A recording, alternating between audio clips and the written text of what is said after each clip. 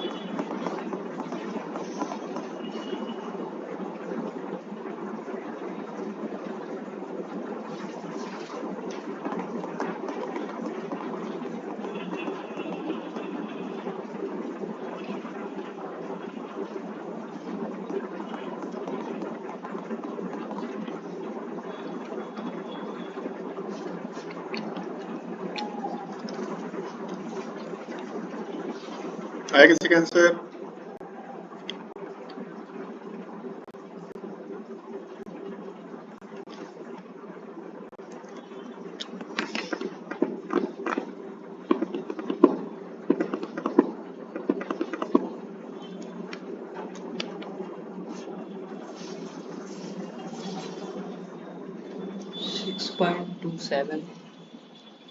बे 6.27 तो आ ही नहीं सकता, ये तो इंटायरली रॉन्ग है। कैलकुलेशन करिए, हमारे थोड़ा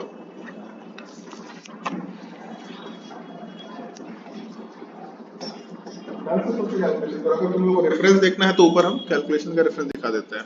अगर आपको रिलेट करके क्वेश्चन सॉल्व करना है तो भी चल जाएगा इतने से काम, ऐसे तो सीख लेंगे। अगर आपको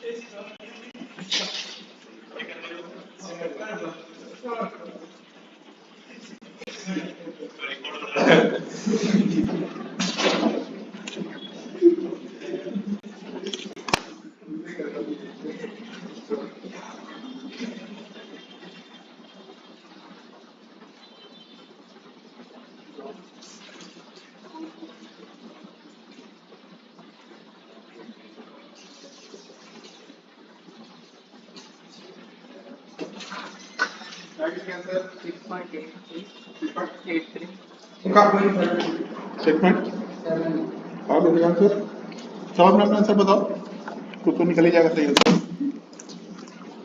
एक का 6.83 है, एक का 6.79 है। आई एम सुजल, सॉरी साहिल।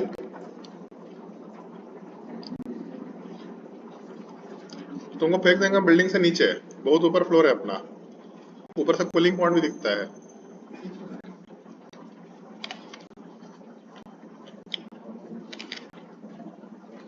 चलिए ध्यान दीजिए,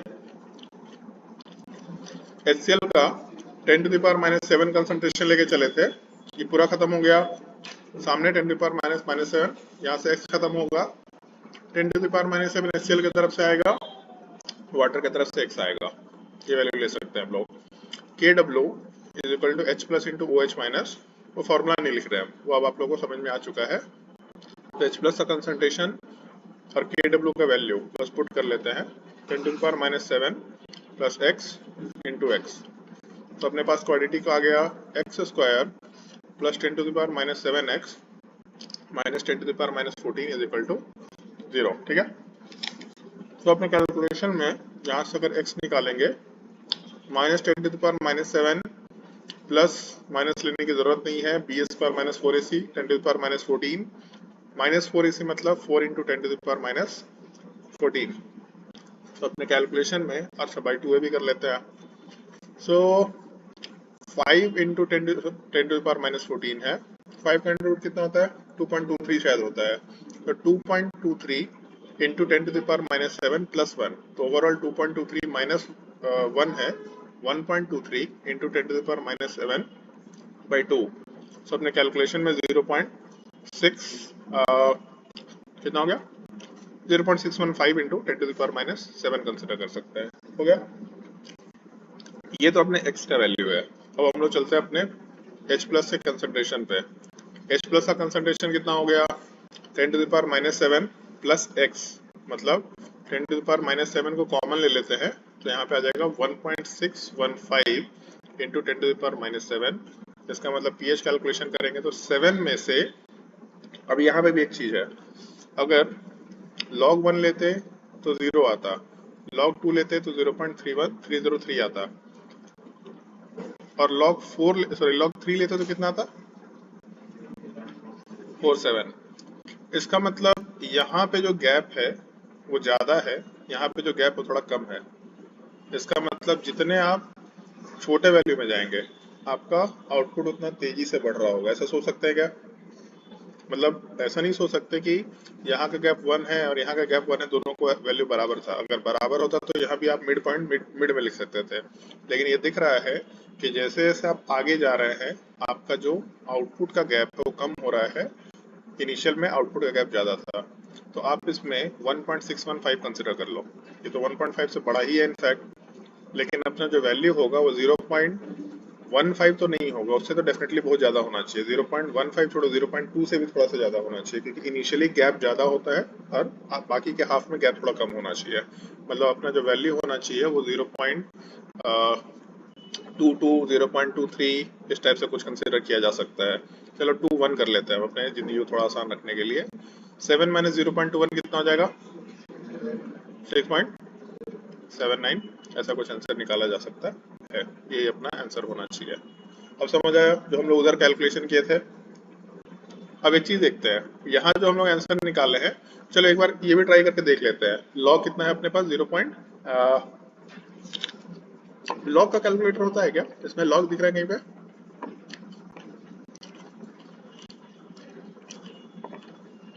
इसमें लॉग दिख रहा है कहीं पे? हाँ, सो लॉग में अरे कितना था वैल्यू? 1.615 था ना? 1.615 और इसका लॉग ले रहे हैं हम लोग। कितना आ गया? 0.208। तो 0.208 का मतलब 0.21 मान ही सकते हैं अप्रोक्सीमेटली।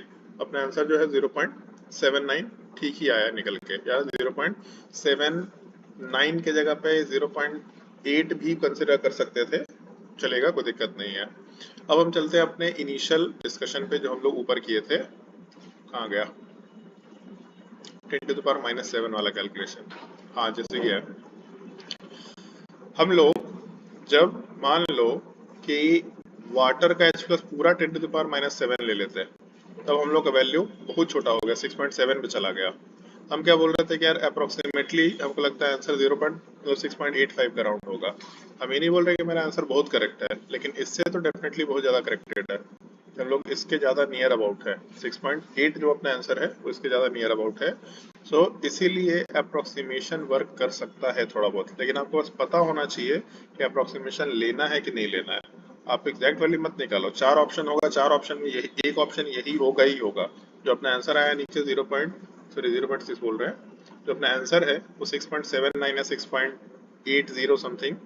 आंसर हम लोग गेस कर सकते हैं, ये पूरा मेथड यूज करने की जरूरत नहीं है। बट आपको मेथड्स के जो क्रिटिकल चीजें हैं उसको बस ध्यान रखना है, कैलकुलेशन नहीं करना है। बट आपको ध्यान रखना है कि इधर कॉमन इफेक्ट ले कि ना ले। अगर लेंगे तो अपना आंसर, नहीं लेंगे तो अपना आंसर ये आएगा। अगर लेंगे तो अपना आंसर ये आ सकता है। ये बस ध्यान रखने लायक चीज है। ये जब हम कोई क्वेश्चन आप लोगों को बुकलेट में सॉल्व करके दिखाएंगे तब समझाएंगे कि अगर हम लोग बिना अप्रोक्सीमेशन के आंसर निकालते तो ये आंसर आता, लेकिन हमको पता है कि यहाँ पे कॉमन एन इफेक्ट है, तो इसलिए आंसर थोड़ा सा घट जाएगा।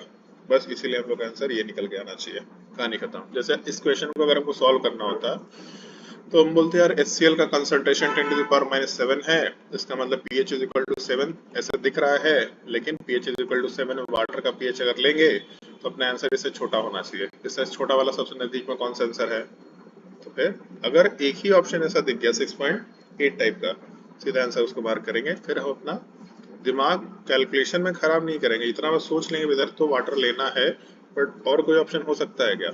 नहीं हो सकता, तो यही आंसर हो जाएगा। ये बस आप काम को फास्ट कर सकते हैं अगर एक नॉर्मल डिसेंट क्वेश्चन रहा तो। समझ आ गया कैलकुलेशन? समझ आने की बारी है, एक आइडिया लग गया, कॉमन एंड इफेक्ट अप्लाई करना आ गया। लेकिन अब कॉमन एंड इफेक्ट में हम लोग थोड़ा सा केसेस को बढ़ा सकते हैं। खैर, अभी हम लोग स्ट्रॉन्ग एसिड का एक केस बचा बाकी रह गया है, इसका डिस्कशन कर लेते हैं। इधर पीएच कितना होगा? 8 होना चाहिए, बट एसिड का पीएच 8 हो सकता है क्या? नहीं हो सकता। तो इस केस में आप याद रखिएगा पीएच का जो रेंज है 6.96, 6.97, 6.98 आता है। ये कैलकुलेशन करना पॉसिबल नहीं है, लेकिन पॉसिबल टाइप का चीज है, कर सकते हैं, लेकिन इम्पॉसिबल तो नहीं बोलेंगे, पॉसिबल है, लेकिन इमोरल है, बेतुका है। लाइक ऐसा कैलकुलेशन करने का मोरालिटी नहीं होना चाहिए, कैलकुलेटर के ऊपर ही जाना चाहिए। सो अपना जो आंसर है वो इस रेंज में आएगा। इस रेंज में अगर आंसर आ रहा है तो उसको कैलकुलेट करने की जरूरत नहीं है। आइदर आप आंसर 7 लिख सकते हैं, कोई दिक्कत नहीं है, और नहीं तो अप्रोक्सीमेटली 7 का मतलब स्लाइटली छोटा होगा वैल्यू, 6.96, 97, 98 कुछ भी कंसिडर किया जा सकता है। तो कभी भी किसी एसिड का पीएच 7 से बड़ा नहीं हो सकता। अगर आपका पीएच 7 से बड़ा मतलब 8, 9, 10 कुछ भी आ रहा है तो अपना पीएच 6.96, 97, 98 के रेंज में निकल के आ जाएगा। समझे? आसान जिंदगी है। स्कूल वाले लोग ध्यान रखिएगा, आपके स्कूल में क्वेश्चन आएगा, ठीक। यहाँ के स्कूल वालों को पेपर में सही आउट कर देता है। आधा तो हमको समझ में आता है कि अगले साल क्या क्वेश्चन आना है, कौन से पेपर में क्या क्वेश्चन आना है। चलो भाई, पूरे टॉपिक में कोई डाउट अभी तक तो पूछ लो।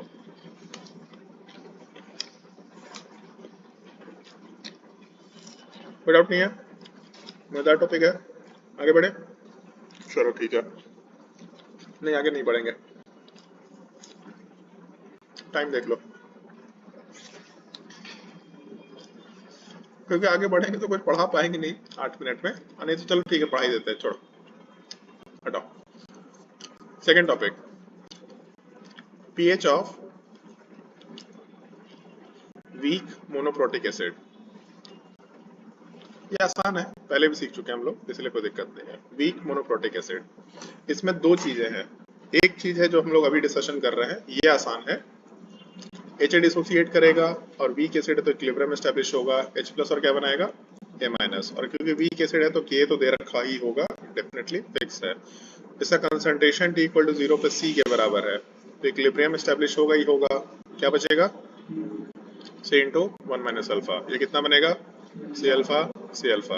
याद आ रहा है कुछ, फॉस्फोर डाइल्यूशन में ये किया था। यहाँ से क्या लिख सकते हैं हम लोग, K is equal to concentration of H plus into concentration of A minus divided by concentration of HA, और यहाँ पे जब डालेंगे वैल्यू तो C alpha into C alpha divided by C into 1 minus alpha. ये कैंसिल आउट करते हुए याद आ रहा है सब कुछ, ऐसा लिख सकते हैं C alpha square upon 1 minus alpha. और एक चीज याद है, अगर अल्फा बहुत छोटा हुआ तो क्या करेंगे हम लोग, 1 माइनस अल्फा को अप्रोक्सीमेटली 1 मान लेंगे। जैसे ये 1 मान लिया तो अपने एक्सप्रेशन में ऐसा लिख सकते हैं K is equal to C alpha square. इसका मतलब यहाँ से अल्फा क्या आ जाएगा, root under K by C। समझ आया। ये तब अप्लाई करना है जब आप अप्रोक्सीमेशन ले सकते हैं, but the point is alpha must be very much less than 1। तो नॉर्मली ये कंडीशन अप्लाई हो जाता है, अल्फा का वैल्यू का जो रेंज है दैट मस्ट बी अप्रोक्सीमेटली 0.03 के अराउंड, मतलब अल्फा मस्ट बी छोटा होना चाहिए या लेस देन इक्वल टू भी डाल सकते हैं 0.03। इसका मतलब जो K बाई C है इसका value must be less than equal to कितना लिख सकते हैं हम लोग,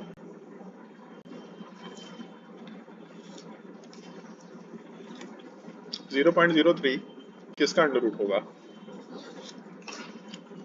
याद रखना 10 टू द पावर माइनस 3। अगर K बाई C का वैल्यू इस रेंज में है या इससे छोटा है तभी अल्फा का वैल्यू इस रेंज में ऐसे छोटा जाएगा। अगर इस रेंज में ऐसे छोटा गया तभी आप अल्फा को 1 से बहुत छोटा मान के 1 माइनस अल्फा को 1 के बराबर लिख सकते हैं, और तभी आप फिर आगे K alpha is equal to K is equal to C alpha square put कर सकते हैं। तो ये जो पूरा का वैल्यू है फॉर्मूला याद रखने के लिए बोला जाता है, लेकिन ये तभी के लिए एप्लीकेबल है जब ये रेंज एप्लीकेबल होगा। अगर ये रेंज एप्लीकेबल नहीं हो पाया तो फिर क्वेश्चन थोड़ा सा गलत हो जाएगा। खैर आगे चलते हैं। H प्लस का वैल्यू क्या है, C अल्फा। यहाँ लिख सकते हैं हम लोग आराम से, H प्लस का concentration is equal to A minus का भी कंसंट्रेशन सेम ही है C अल्फा। अल्फा का वैल्यू क्या है, root under K by C। So अगर हम लोग इसमें अल्फा का वैल्यू पुट करेंगे तो अपना फॉर्मूला आ जाएगा रूट अंडर C के A।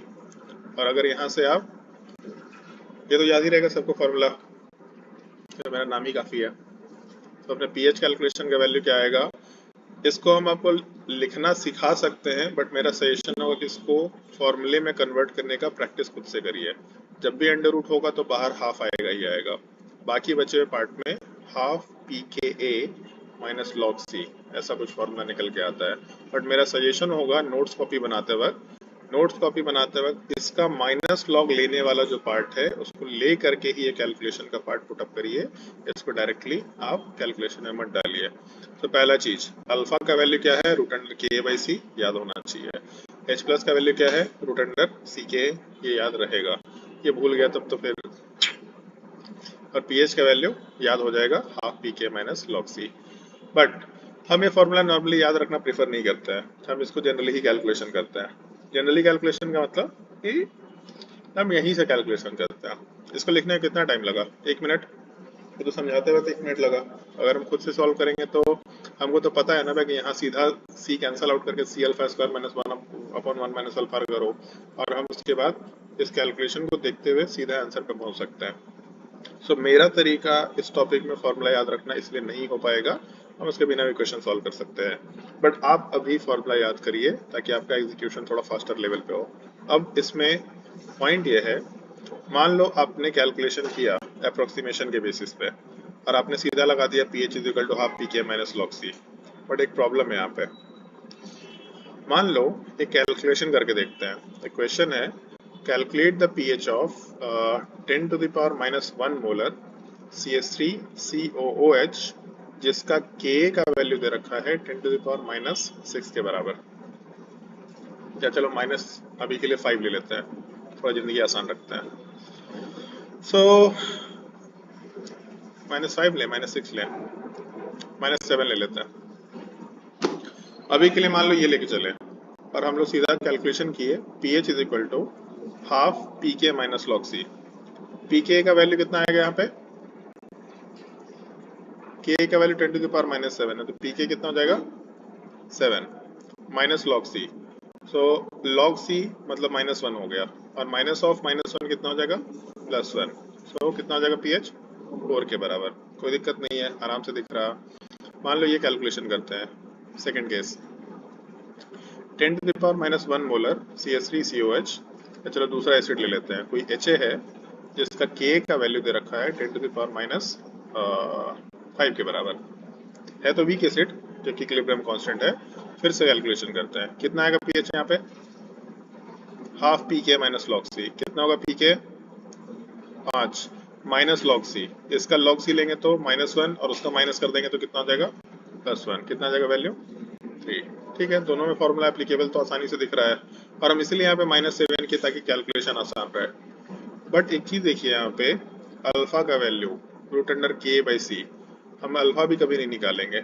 मेरा काम हमेशा यही होना चाहिए k/c कितना है। k कितना है 10 to the power minus 7, c कितना है 10 टू द पावर माइनस 1, ये कितना हो गया -6। सो अगर k/c 10 to the power minus 3 या उससे छोटा था तब तो फॉर्मूला अप्लाई किया, कोई दिक्कत नहीं है। यहाँ पे भी ट्राई करके देखा, 10 to the power minus 5 k/c divided by 10 to the power minus 1, कितना आ गया 10 टू द पावर माइनस 4। यहाँ भी k/c का value 10 to the power minus 4 मतलब -3 या उससे छोटा है, यहाँ भी फॉर्मूला एप्लीकेबल है। बट अगर same question 10 to the power minus 1 molar acid का K का वैल्यू दे रखा है 10 टू द पावर माइनस 3 के बराबर, और अब यहाँ पे फॉर्मूला अगर pH का लगा दिया आपने, pH is equal to half pK minus log c। कितना होगा pK 3, और माइनस log c कितना आ जाएगा ओवरऑल +1। 4/2 कितना हो गया 2। सो लगा तो दिया आपने फॉर्मूला क्योंकि अपने को आदत पड़ चुका है, बट k/c ट्राई करके देखते हैं। कितना आ गया k/c 10 to the power minus 3 divided by 10 to the power minus 1, कितना हो गया, जैसे ही ये 10 टू द पावर माइनस 2 आया मतलब this is greater than equal to 10 to the power minus 3। इसका मतलब अब यहाँ पे यहाँ से जो अल्फा का वैल्यू निकल के आएगा वो definitely greater than equal to 10 to the power 0.03 आएगा, और क्योंकि अल्फा का वैल्यू 0.03 से बड़ा आ गया, इसका मतलब आप 1 माइनस अल्फा को आराम से अप्रोक्सीमेटली जो 1 लिख रहे थे ये नहीं लिख सकते अब। और अगर इसको आप 1 के बराबर नहीं लिख सकते, इसका मतलब हम लोग का जो कैलकुलेशन है H प्लस, वो H प्लस का कैलकुलेशन में सीधा √CK जो हम लोग पहले लिख रहे थे ये निकल के नहीं आएगा। और क्योंकि √CK निकल के नहीं आएगा तो जो अपना pH का फॉर्मूला है ये half pK minus log c भी हम लोग अप्लाई नहीं कर सकते। अब ऐसे में क्या करें, तो ऐसे में हम लोग पूरा क्वाड्रेटिक सॉल्व करके क्वेश्चन सॉल्व करते हैं। जब ऑस्टवर्ड डाइल्यूशन लॉ पढ़ाया था तो आपको उसका आइडिया दिया था, अगर आपको याद हो तो, कि 1 माइनस अल्फा को हम लोग 1 ना मान के फिर पूरा क्वाड्रेटिक लिख के अल्फा का वैल्यू निकाल के फिर H plus is equal to C alpha करके क्वेश्चन सॉल्व करते हैं। तो ये थोड़ा सा लंबा पार्ट होता है, इसीलिए हम सोचे थे इसको नहीं पढ़ाया अभी, बट ठीक है, ये तो बेसिक पार्ट है तो सीख लिया, ये तो आसान है। लेकिन कब हम लोग अप्रोक्सीमेशन नहीं ले सकते हैं उसका कंडीशन चेकिंग हमेशा मैटर करेगा। बाकी हम लोग नेक्स्ट क्लास में सीखेंगे आराम से, ठीक है। नेक्स्ट क्लास में कंटिन्यू करते हैं, आज के लिए इतना ही।